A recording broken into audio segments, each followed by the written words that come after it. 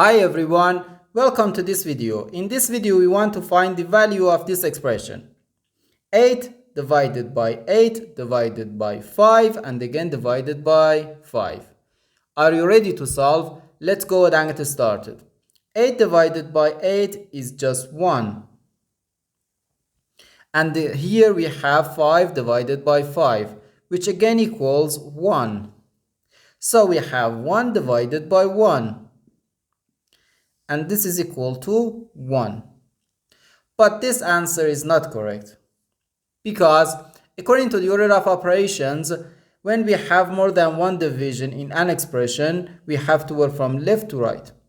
So here first we have to do this division, then this division, and finally this division. If we do this division before this division, it is wrong.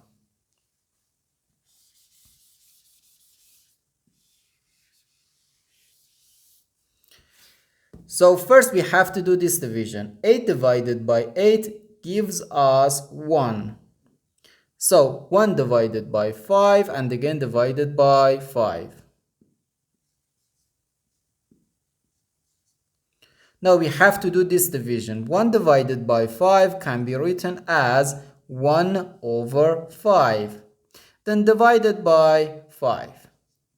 Now, according to the KCF rule, K stands for keep, C stands for change, and F stands for flip. We can write keep the first fraction, change division to multiplication, and flip the second fraction.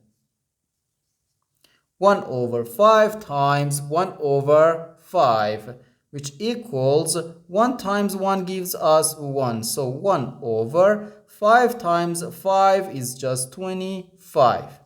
So we have 1 over 25, and this is our final answer to this problem. The correct answer is 1 over 25.